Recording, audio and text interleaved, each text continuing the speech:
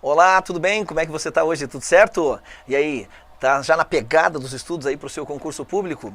Muita gente mandando mensagem para mim e falando assim, pedindo bancas, né, pedindo para fazer determinados concursos, enfim, pedindo a lista de conjunções. Então assim, houve um aumento na demanda minha, né? As pessoas entram lá nas minhas redes sociais e pedem muito material e isso me deixa muito feliz, né? Porque eu percebo que o trabalho está impactando cada vez mais pessoas. Então eu fico bem feliz com isso mesmo. Agradeço com carinho as críticas construtivas e os elogios, tá? O objetivo desse trabalho sempre foi esse, né? Sempre foi te ajudar aqui no YouTube de maneira gratuita, enfim, para você poder praticar um pouco mais de inglês e alcançar os seus objetivos aí com o know-how que eu construí, que eu e o Aprova, nós construímos ao longo dessa trajetória toda, né? Eu mesmo estou à frente de concursos públicos há 17 anos, tá? E olha só, hoje a gente está atendendo a pedidos, nossa aula, nossa 130ª aula, e eu estou atendendo a pedidos para falar sobre a IFAM. Então dá uma olhadinha no que a gente tem para hoje. A IFAM, cuja organizadora foi a FUNCAB, que é uma banca que ela trabalha de maneira bem... como é que a gente diz? Eclética, tudo bem? A FUNCAB, ela vai cobrar tanto a parte de interpretação no sentido de entender a mensagem do texto mesmo, tá? Como ela também vai cobrar aspectos léxicos, sinônimo de algumas palavras, dedução de vocabulário e aspectos gramaticais também. Então, falando um pouco da FUNCAB, é uma banca que, no âmbito da língua inglesa e dentro do edital que ela propõe, ela vai cobrar tudo. Ela vai cobrar tudo.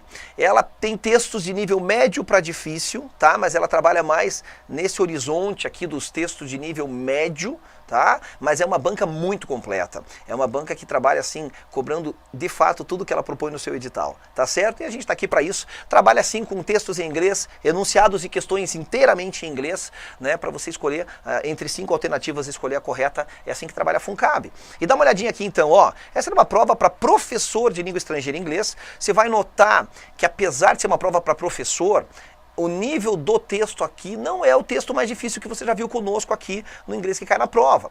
Ainda que uma prova exigente, até pelo âmbito dela ser bastante completa, bastante eclética naquilo que ela cobra, mas os textos eles versam sobre os mais variados assuntos, geralmente focados sim na questão da aquisição da língua inglesa, que eu gosto muito disso, né? Quando uma banca trabalha focada num tema que é relevante àquele cargo que ela está, enfim, testando, né? E a FUNCAB faz isso. Então a FUNCAB ela faz a lição de casa direitinho, sabe? Aquela banca assim que é gostoso de trabalhar com ela, né? Porque ela traz assim um grau de desafio e ela é bem completa, tá? Não é uma banca para você menosprezar, não. E dá uma olhadinha aqui o que a gente tem para hoje? Career Prospects, ou seja, prospectos de carreira, né? E aí a gente vai ler um texto aqui, ó, que fala sobre isso. Dá uma olhadinha aqui então. Fala sobre o quê? Sobre a aquisição de uma segunda língua. É um texto para professores de inglês. Então o que acontece? Para o cargo de professor de inglês, então é um texto que fala sobre a questão da aquisição e a importância de você ter uma língua estrangeira ou um segundo idioma. Dá uma olhadinha aqui, vamos ler e trabalhar dentro da nossa pegada aí, comentando alguns aspectos gramaticais do texto, tá? Ele diz: One of the best ways to secure your future in terms of your career, your finances, and even your health and well-being is to learn to speak a foreign or a second language.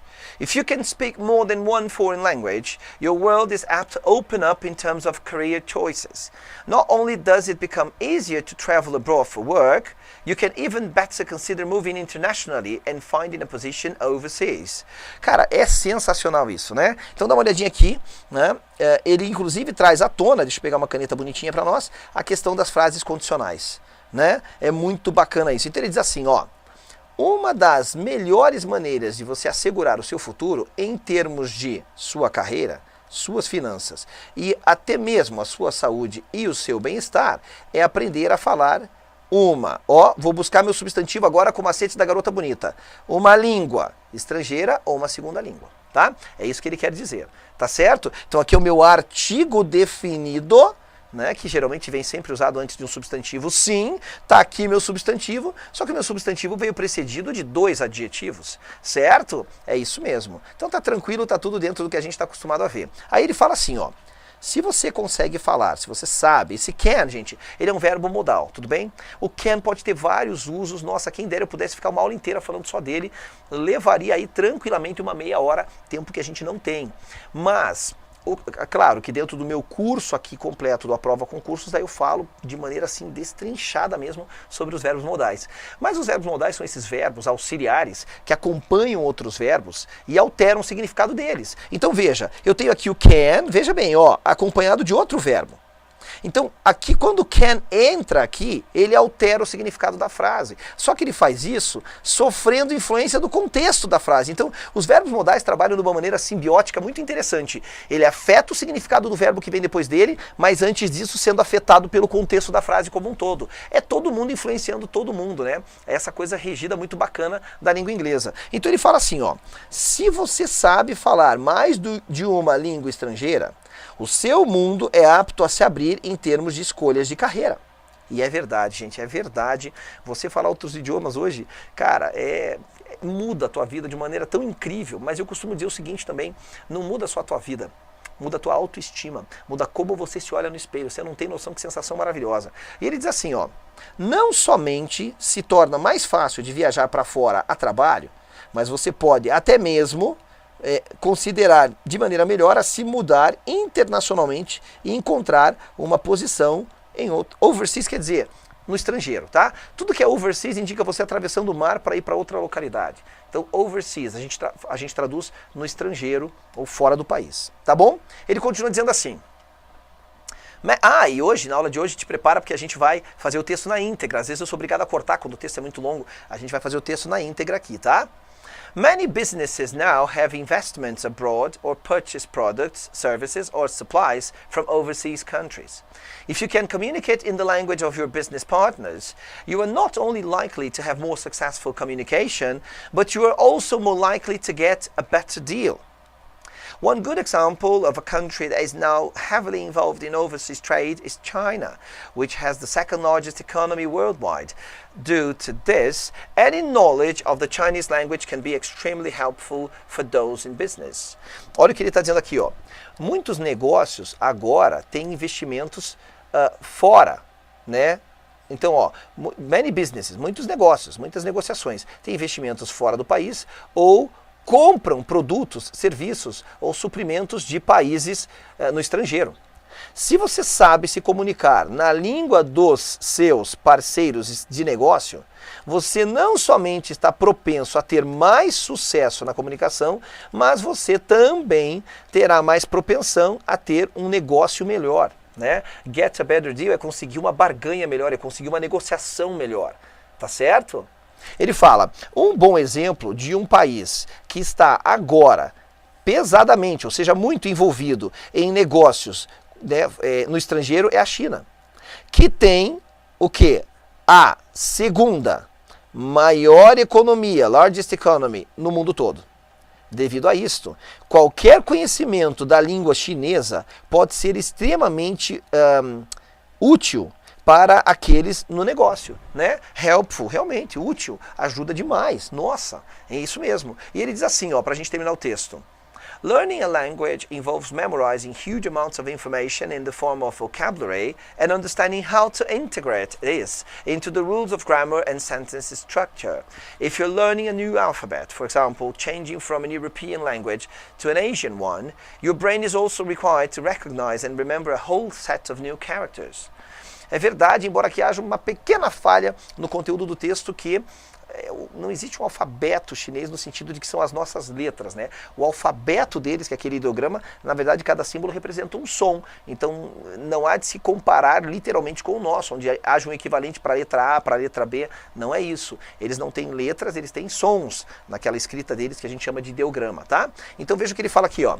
Aprender. Lembra disso que a gente viu que nem tudo que tem NG está acontecendo? Viu que sensacional isso? Nem tudo que tem NG está acontecendo. Aprender uma língua envolve memorizar quantidades enormes de informação na forma de vocabulário e entender como integrar este dentro das regras da gramática e da estrutura da frase.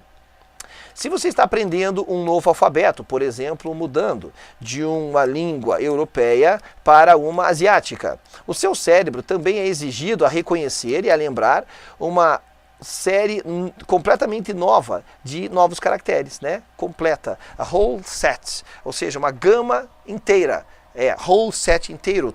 Whole é a palavra que remete à totalidade, tá? A whole set quer dizer uma gama inteira de novos caracteres. Aqui ele se referiu como caracteres, eu acho que fica mais apropriado, porque não são exatamente letras, né? Quando você se refere a línguas orientais, já puxando ali do Oriente Médio, o próprio árabe, tá? Então veja que bacana, e quantos INGs presentes no texto não são coisas que estão acontecendo agora, ou seja, não caracteriza o gerúndio no sentido de ação contínua, tá? E a gente viu isso, a gente viu os vários usos do ING durante as nossas aulas, tanto para criar um substantivo, como um adjetivo, a palavra interesting, né? Aqui a gente tem a palavra understanding, né? Que é entendimento, enfim. Então, a gente já sabe desse macetinho. Tudo que está acontecendo tem ING, mas nem tudo que tem ING está acontecendo. Vamos às questões da FUNCAB, que a gente quer saber como é que essa banca trabalha, fazia tempo que a gente não falava dela, e sim, estaremos aqui atendendo a pedidos, provavelmente todas os próximos encontros, tem muito pedido acumulado aí. Dá uma olhada. Questão 31 do texto. According to the text, what is the best way to secure our future? Qual é a melhor maneira de assegurar o nosso futuro? Gente, olha o que ele fala aqui, ó. Ele está no começo já do texto, olha aqui, ó.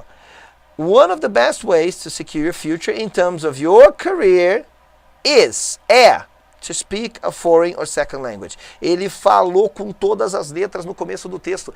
É falar um idioma estrangeiro ou uma segunda língua. Ficou fácil essa questãozinha aqui, hein? Então vamos ver? Uma das melhores maneiras de você assegurar, né, nós, né, no caso, assegurar o nosso futuro. The best way is to learn both a foreign language and a second language. Opa, a melhor maneira é aprender ambas, uma língua estrangeira e uma segunda língua. Veja o que ele fala no texto aqui, ó. Ele fala or. Ou uma coisa ou outra, quem diria que a conjunçãozinha ali fosse tão importante? Então veja, ou é diferente de e. E traz adição, ou traz alternância.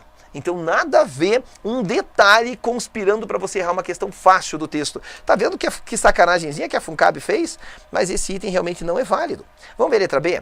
The best way is to speak a foreign language or a second language. Cara, dá vontade de marcar já, porque está igual o texto. Igual o texto, eu vou deixar marcado. Mas vamos eliminar as outras, né? The best way is to learn English in China. Ele falou alguma coisa de aprender inglês na China? Não, não falou, tá errado. The best way is to get a job in a foreign country. A melhor maneira de aprender de assegurar o nosso futuro é conseguir um emprego num país estrangeiro? Bom, aí você até poderia pensar, né? Lógico, outros países têm mais oportunidades. Pois é, mas outros têm menos oportunidades. Então, dentro do momento em que a gente grava esse vídeo, por exemplo, eu posso considerar que ir para a Austrália é um país com mais oportunidades, mas que ir para a Venezuela não. Os caras estão passando por uma crise terrível lá, um problema político muito sério. Então veja, é uma questão que não basta eu ir para um país do estrangeiro que aí vai me garantir um futuro seguro. Não. Então essa frase está errada sob vários aspectos, inclusive o principal deles, que é a informação que não está no texto. Não está no texto, é falsa, tá? Olha lá. The best way is to move to a foreign country and work there. Veja. Se mudar para um país estrangeiro não é muito diferente de você conseguir um emprego lá, né? Então realmente a correta é a letra B, como a gente havia suspeitado. Mas hoje nós vamos fazer duas questõezinhas, tá aqui, ó. A questão número 33 era uma questão mais léxica, mais voltada assim, a achar um sinônimo de uma palavra no texto. Eu recomendo que você baixe essa prova aqui, lá no site da prova, tá? Você baixa as questões e aí você tente resolver ela na íntegra. Uma prova boa, tá? Ele diz assim, ó. According to the text, it becomes easier to travel abroad for work if, easier, você tem que lembrar que aqui a gente tem um grau comparativo de superioridade, né? Quando eu digo, por exemplo, a palavra big, grande, e eu quero fazer o grau comparativo de superioridade, ou seja, trazer para dentro desse adjetivo a ideia da palavra mais, eu faço o quê? Eu acrescento o ER. Como aqui a palavra termina em consoante e vogal consoante, eu só dobrei a última letra. Tudo bem? Mas esse bigger significa maior. Eu trago a ideia do mais ali para dentro, porque não dá para dizer mais grande, né? Embora algumas pessoas falem isso, mas é maior. Então este ER, ele por vezes representa o quê? O grau comparativo de superioridade. Que é quando você diz assim, mais rápido do que, mais cansado do que, é isso. E o texto está te cobrando isso. Então dá uma olhadinha aqui, ó, vamos ver? Pronto, ele está falando easier, ou seja, mais fácil. Então, de acordo com o texto, se torna mais fácil viajar para fora a trabalho se o quê? Se você tiver escolhas de carreira diferentes? Não. Ele não fala que isso é condição para você ir. Não. Ele fala que se você falar um outro idioma, você terá mais opções de carreira. Será mais fácil você viajar a trabalho se... If you can speak one foreign language well, se você consegue falar uma língua estrangeira bem, olha, me parece a correta, mas a gente tem que validar pelo texto. Então vamos lá, vamos dar uma olhadinha no que ele tem aqui, ó. Ó, se, mandou o mesmo se, tá vendo como a FUNCAB trabalha de maneira bem comportada? Se você pode falar uma ou mais, ó, more than one, mais de uma língua estrangeira, o seu mundo é apto a se abrir em termos de escolhas de carreira. Não só se torna mais fácil de viajar a trabalho, para fora a trabalho, pronto, falou. Então ele está confirmando. Não só, not only, quer dizer, not only, que é uma conjunção aditiva, traz informações para dentro do texto. Então ele acabou de confirmar. Sim, é mais fácil de você conseguir um trabalho fora, se você falar bem. Né? Então, realmente aqui eu concordo que a correta seja a letra B, vou deixar pré-marcada. Ele diz o seguinte, vai ser mais fácil de viajar para fora do país a trabalho, se você puder falar mais de uma língua estrangeira. Ele fala de você falar uma língua estrangeira bem, não mais de uma, necessariamente. Se você achar uma posição, normalmente você tem que ir para lá para achar uma posição, certo? E assim, não faz sentido dentro da pergunta aqui. Se torna mais fácil viajar a trabalho se você achar uma posição, não é o que ele falou no texto. Próxima. Se você decidir viver num país estrangeiro, não tem a ver com o que foi dito no texto. E aí é muito interessante essa questão, que ela dá a impressão que tem mais de uma correta. Mas eu venho batendo na tecla aqui com vocês desde que a gente começou o inglês que cai na prova. Que é assim, só vale a verdade do texto. Só vale aquilo que foi dito e afirmado de fato no texto. A gente não deduz, não supõe, não infere nada. Por mais que a prova seja chamada de interpretação de texto, não é para você interpretar não. O termo está sendo usado erroneamente. É para você decodificar a prova, quase como se você pudesse traduzi-la, tá bom? É isso. Então realmente a correta é a letra B, como a gente havia suspeitado. Tá certo? Que massa, nós ficamos por aqui. Um prazerzaço estar trabalhando com vocês semanalmente. Te veremos na próxima semana. Nos vemos no nosso próximo encontro. I see you next week. Yes. Bye.